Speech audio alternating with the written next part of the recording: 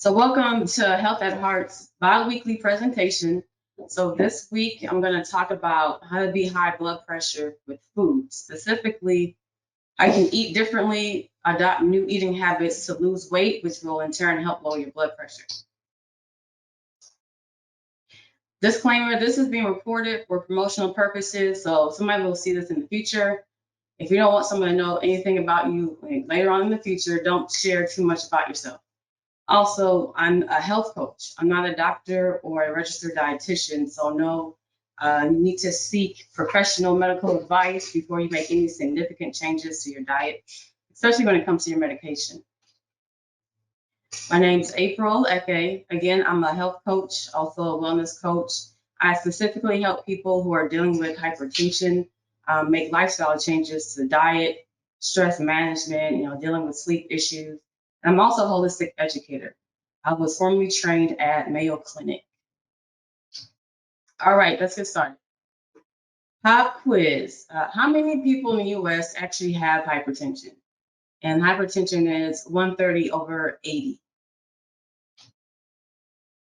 Is it A, 86 million, B, 108 million, or C, 785,000? And I'll give you a hint. That's a lot. So definitely not C. I wish it was C though. B. Somebody said B. Well, B is a good guess. It's 108 million people, almost 30% of the population have hypertension. And that's a lot. That's just the United States. If you go globally, almost a billion people actually have hypertension. And it's mainly in developed countries and developing countries. This is a real pandemic here. Hypertension is a serious issue. 95% of people with hypertension have what you call essential hypertension. So that's usually linked to lifestyle habits. Like I said, your diet, how you eat, how you sleep, how you manage stress. That's the cause of essential hypertension. So there's really no medication for that. You can take medication to lower your blood pressure, but the underlying issue will still be there until you make lifestyle changes. So why is it so prevalent? What's going on? In developing countries, you have a different type of lifestyle. You have urbanization, you have a faster lifestyle, a lot of people in traffic, there's more hustle going on, more stress, more pollution because it's more dense areas. People start to eat an unhealthy diet. So you might go not too far back in history, China was more healthy. But then as McDonald's comes along, Burger King, and that fast living type of food, then you have increased rates of hypertension and other chronic illnesses like cancer and obesity.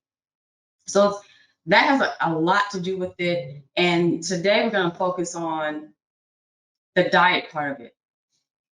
But first, I'm going to ask you, what's blood pressure at all?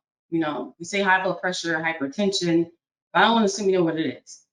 I'll ask, what's blood pressure? What does that mean?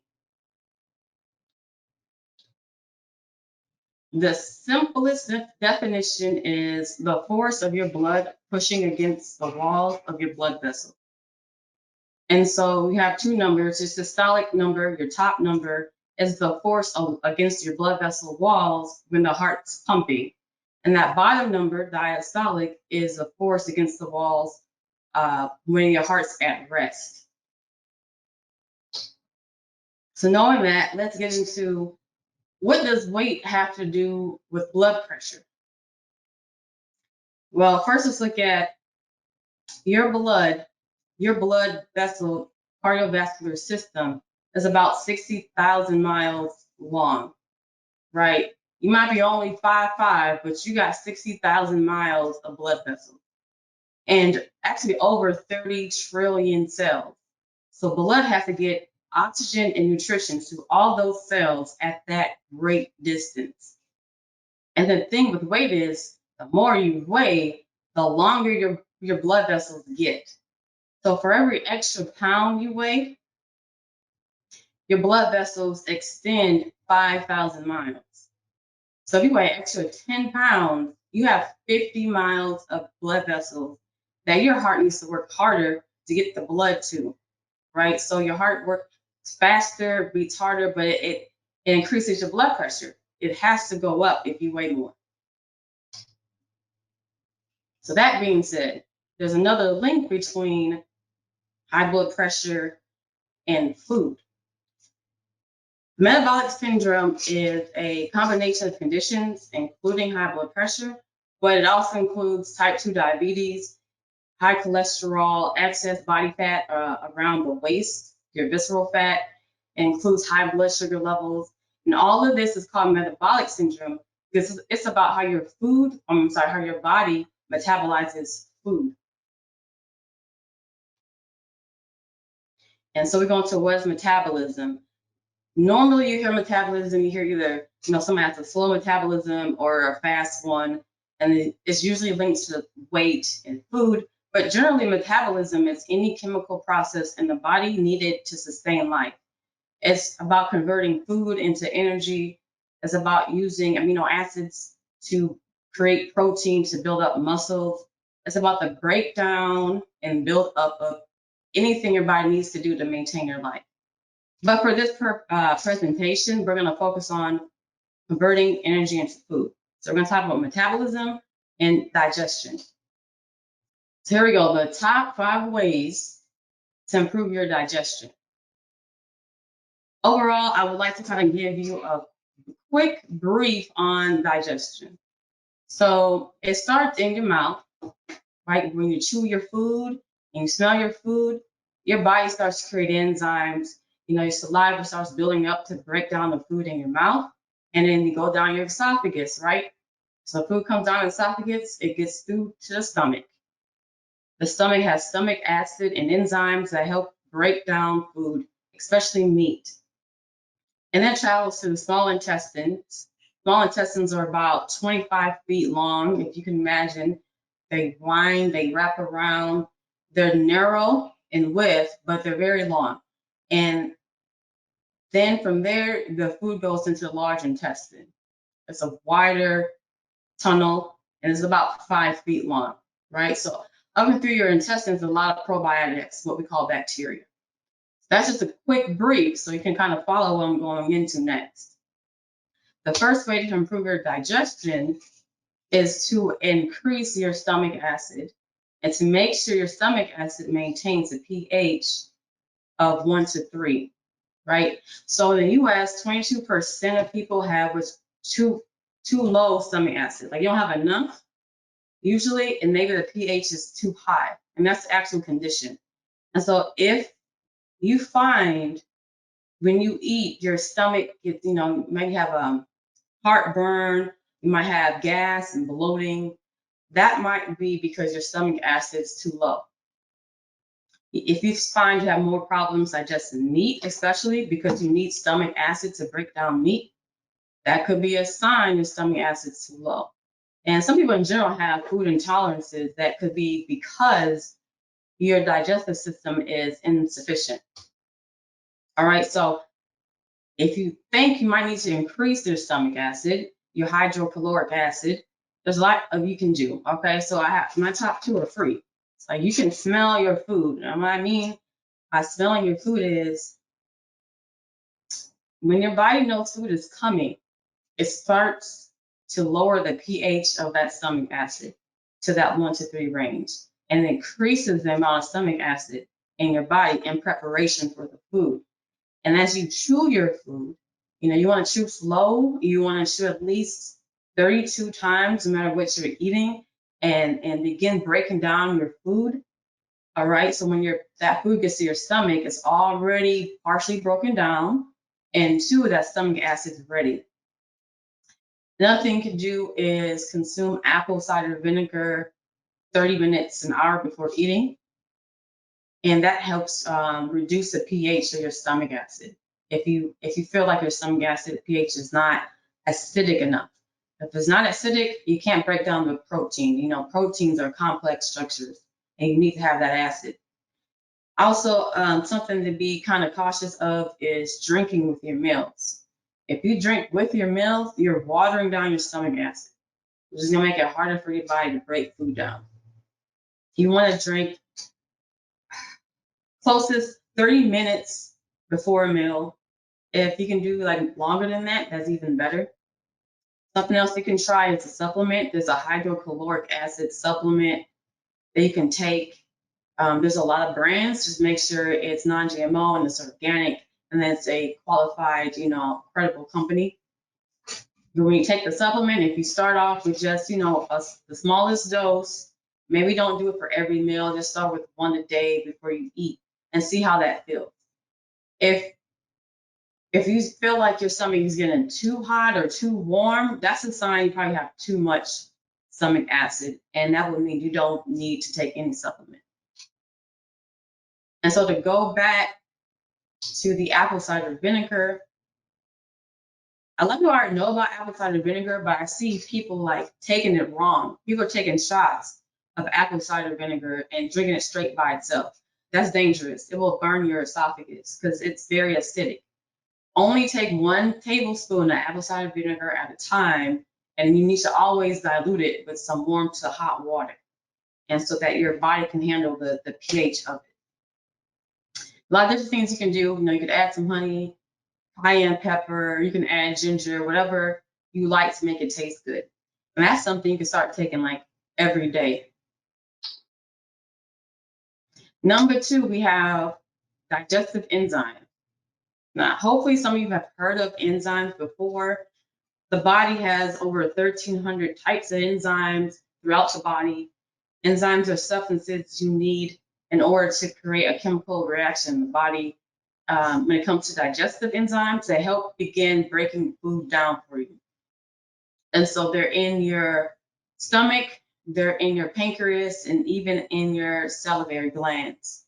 There are different types depending on what you eat. There's protease. All these enzymes end with A's, ASE, so that's how you know you're looking at an enzyme. Protease is what breaks down protein, so meat, right? Amylase is what breaks down carbs, whether it's veggies or even starch. Lipase, LIP, whenever you see LIP, lipo, that means fat. That's just like the scientific word for fat. So you have lipase, so you know that's the enzyme that breaks fat down. And so there are different types. Lactose is an important one. It helps you break down dairy. And a lot of people can't consume dairy, but it's because your body's not producing lactase. So consider that. There are supplements you can take that are digestive enzymes. There's other things you can do. Like I said, you can help your body, give your body a chance to actually produce the enzymes before you start eating your meal by just smelling your food, by taking your time to chew. It's not good to rush through a meal because your body needs to kind of amp up to a certain degree in order to digest the food. Also, think about eating foods that are naturally high in enzymes, like pineapple, papaya, even mango has a lot of natural enzymes in it.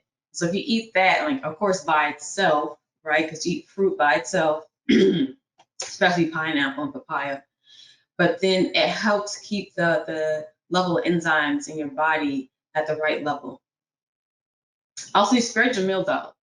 So if you eat meals too close together, just think about what you're doing. Every meal you eat, you're using up stomach acid.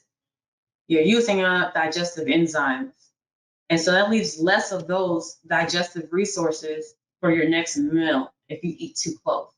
Give yourself time, give your body time to kind of replenish those resources before you eat again. Also, you don't want to overeat. Overeating leads to just an excessive use of stomach acid and enzymes, where if you chronically overeat, you're going to be chronically be low on all of these digestive resources, meaning your body is going to struggle to metabolize food. And then that's where the belly fat comes from. That's where the slowing of the metabolism comes from all that overeating. So also you can consume raw honey, which naturally has a lot of enzymes in it as well. Now let's talk about the third thing you can do, which is increase your probiotics. Your probiotics are live bacteria and yeast that live in your gut. You have to have this gut flora, that's the other name for it, in order to digest carbohydrates and any leftover meat that's not broken down by the stomach acid. It ends up in your large intestine, and the gut flora there helps break it down completely. So it's called probiotics. Microbiome, that relates to the gut flora as well. So all that's pretty much the same thing. It's saying increase the bugs in your stomach because they help break down your food. These same bacteria are also part of your immune system. Like you actually have more bacteria in your body than you do cells. So the gut flora helps protect against harmful bacteria as well. So that's another reason it's important to keep a healthy amount of that. All right, here's a short video to further explain, what probiotics are and what they do. A probiotic is a beneficial bacteria, a good guy. And we used to consume huge amounts of them in our diet. But in today's world, we're subjected to many, many stresses. So most people are depleted in probiotics, and they need to be taken to ensure proper digestion, proper elimination, and really ultimately proper immune support. And so bacteria come in, when you take a probiotic, they start to initiate all these pathways in your body. They regulate enzyme production. They sequester toxins. They can really improve your regularity. Your immune system is bolstered, but they don't hang around forever. They're all transient bacteria. They come in just like your diet, your food. They do a job, and then they're gone. If you were to take our entire probiotic colony, what's known as the microbiome, and that's the entirety of our bacteria count in our body. 70% of our immune system is found in this microbiome full of bacteria. If you were to take that out and weigh it, we probably weigh around 6 pounds. So we need to supplement daily. It keeps us healthy, it keeps us vibrant, and it really keeps us feeling the best.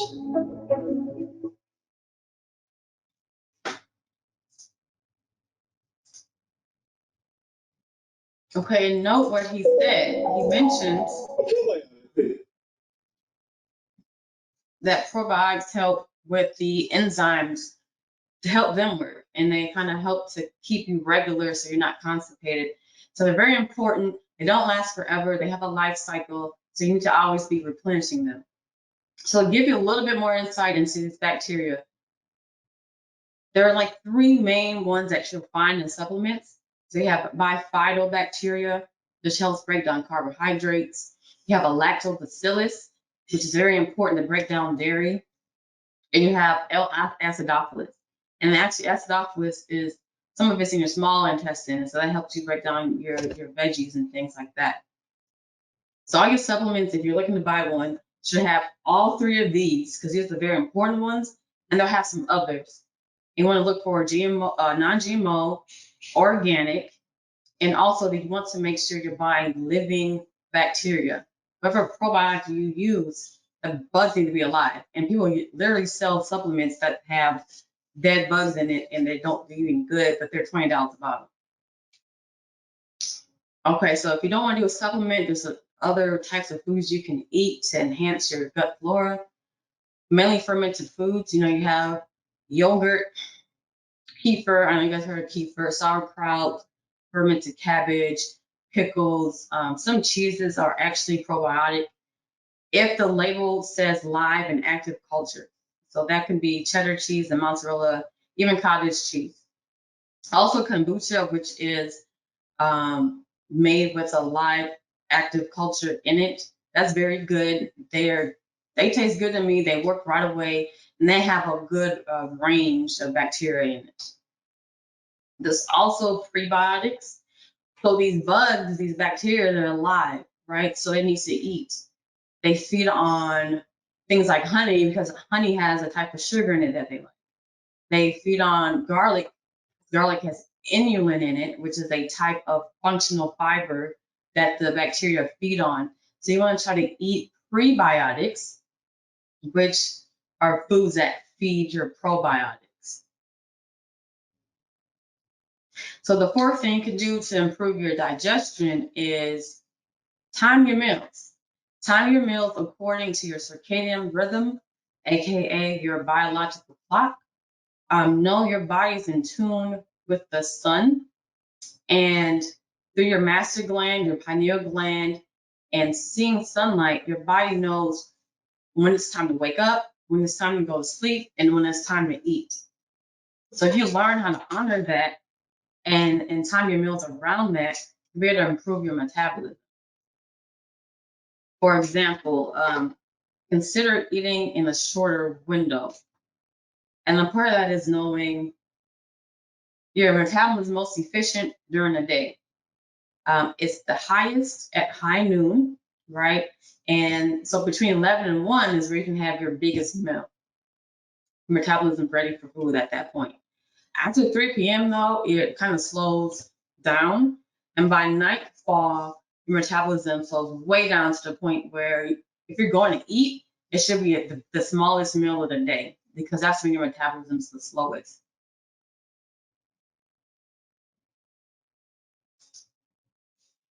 Okay. Some added good tips is don't eat within 2 hours of bedtime. Your body's not getting around to metabolizing the food, so your sleep will be interrupted because you have food in your stomach. So not only will you not get good sleep, but you'll have undigested food sitting in your gut, which is not healthy. That's what leads to IBS and leaky gut and those types of conditions, is this waste buildup in your GI tract that at some point, it creates chemicals, toxic chemicals that kind of destroy your gut lining.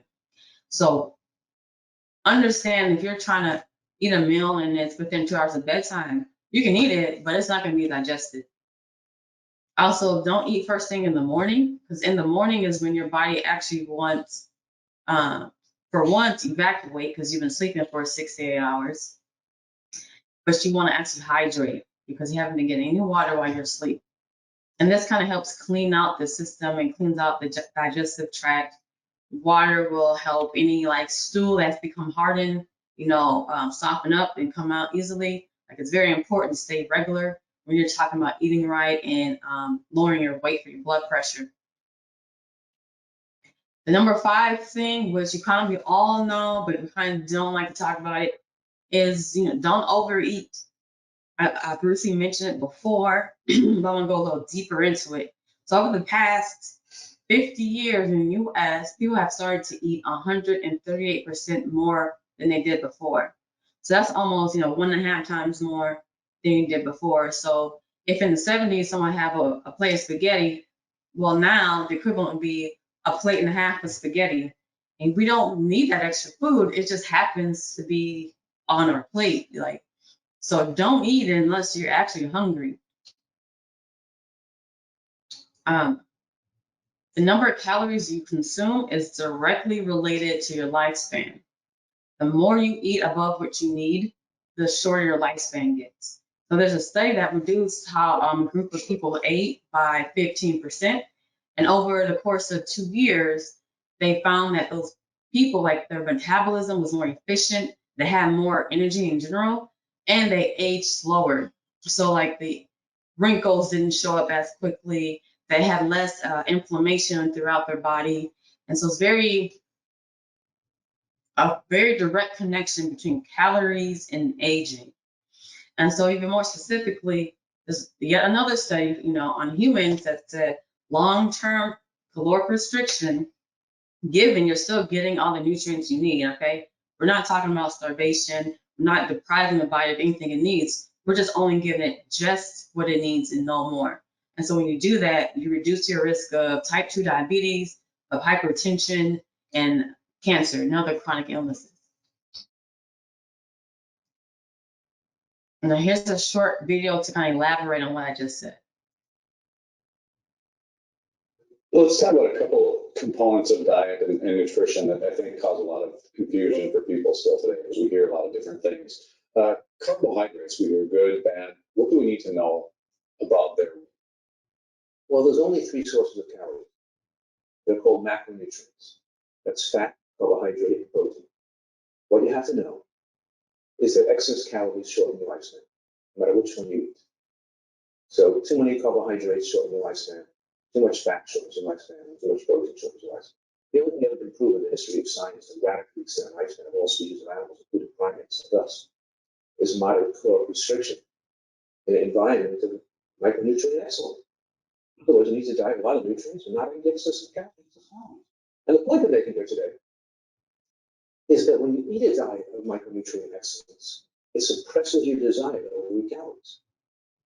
The secret to controlling you, the driver to overeat calories, how we ratchet down, turn down the appetite, is by eating more high nutrient plant foods.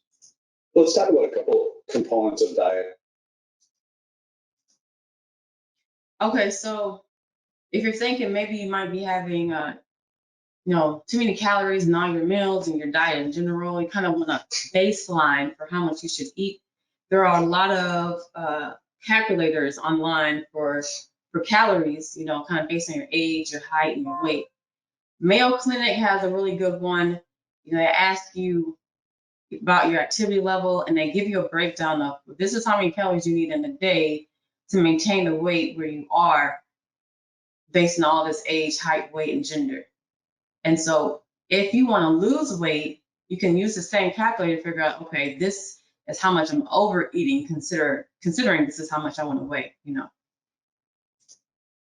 So some bonus tips is, I think I already said, drink more between your meals and not with your meals. Fill up not on the meats and pastas. You can have that, have smaller portions of that, but just fill up on your fruits and veggies where your micronutrients come from. When you're full, just stop eating. Don't worry about what's on your plate and wasting food. Like, your health is more important. Plan your meals out, time them. Say you're eating when your metabolism is efficient, when your body is most ready to receive food. And trying to stop going back for seconds. I know sometimes food just tastes real good, especially when you're at lunch with your coworkers or a party, and it's kind of like there's a whole lot of food left. You're looking at it, you want to eat some more. But don't. If you're full, just stop eating. So kind of wrap up what I gave you, 5 tips to improve your digestion, which will lower your weight and subsequently lower your blood pressure. As 1, consider increasing your stomach acid. 2, increase your digestive enzymes. 3, improve your gut flora. Always consume some probiotics, probiotic foods, supplements. Time your meals out. And also don't overeat. So that's kind of a lot of information. Some of you want more help. I am offering right now a free strategy session. So we kind of go over what we just talked about, but even more in order to look at your goals for your weight and your blood pressure and start coming up with a plan for how eating better is going to get you to that goal. And it's like a 20-minute call, and I call it a 14-day jump start. Meaning, by the end of the conversation, we have your goal, we kind of discuss your obstacles, plan to deal with them, and we'll have an eating schedule for you. So if you're interested in that free strategy session, email me at april@healthatheart.com. And if you have any more questions about anything, just email them at april@healthatheart.com. This is a bi-weekly webinar, and I will come with more answers to your questions and different topics. Just let me know what you're interested in. Don't forget to subscribe to my YouTube channel. It's called Health at Heart. I have 4 good videos up here already, more to come. So if you want more information on remedies, I have information how you can use herbs and different foods to lower your blood pressure, as well as other things you can do to optimize your lifestyle to lower blood pressure. With that, thanks for listening. If you have any questions, feel free to ask them now. Enter them in the chat, and I'll give you answers. And I'll wait here another 15 minutes just to give you guys a chance to come up with some questions. As far as how much time you should leave between meals, it depends on what you eat. So if you eat something heavy like meat, pasta, it takes 2 to 3 hours to digest that fully. So you should wait at least that amount of time before you eat again. Now, when it comes to a salad or a bowl of fruit, that doesn't take more than 30 minutes to an hour, right? So you could eat again after an hour. But I mean, well, you should really have to eat every hour though. So think about that too. But mainly it's about the complexity of the food and how long it takes your body to break it down. So when it comes to drinking water, staying hydrated, like the normal rule of thumb was always eight glasses of water per day. But now we learned it's more about how much you weigh. So you want to consume, based on your weight, divide your weight by half and drink that amount in ounces. So if you're 150 pounds, drink 75 ounces of fluid a day. And make sure the fluid is something that is hydrating, like water, some herbal teas. If you don't count coffee, because that's dehydrating, right? You wouldn't count alcohol, that's dehydrating. Baking soda, not baking soda, sorry. Soda pop is dehydrating. So you wouldn't count that. Just your water. If you have electrolyte powder, like the mix in your water, that counts. And, just pretty much half your weight in ounces.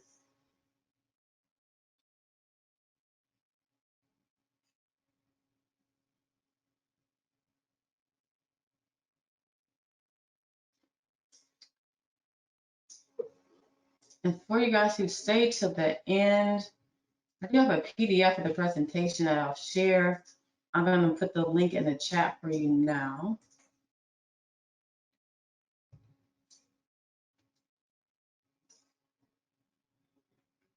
And of course, like I said, if you have more questions later, email me here at april@health@heart.com. Also, you can find me on Facebook and send me a direct message there.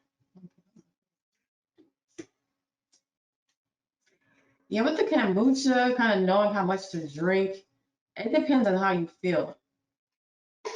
Like me, I can't really drink more than 8 ounces of kombucha because consider it's a lot of bacteria in it, and you don't need to have a whole lot in your body at once.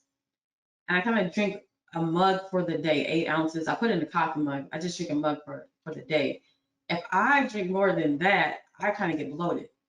So you kind of have to let your body tell you how much is enough. If you find yourself drinking it just because it tastes good, you might be drinking too much. You might be drinking too much. So kind of let your body tell you if you feel uncomfortable with, 16 ounces a day, just dial it back. But also know to spread it out throughout the day. You don't need to drink it all at once.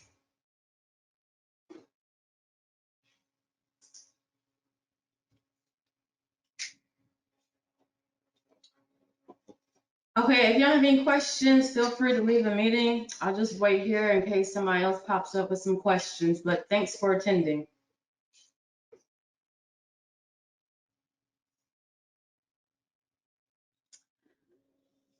Right, so for the temperature of water, when you're drinking, like remember your body temperature is 97 degrees on average. So when you drink a cold drink, your body has to warm it back up. So you're kind of like forcing your body, exerting energy to warm it back up anyway.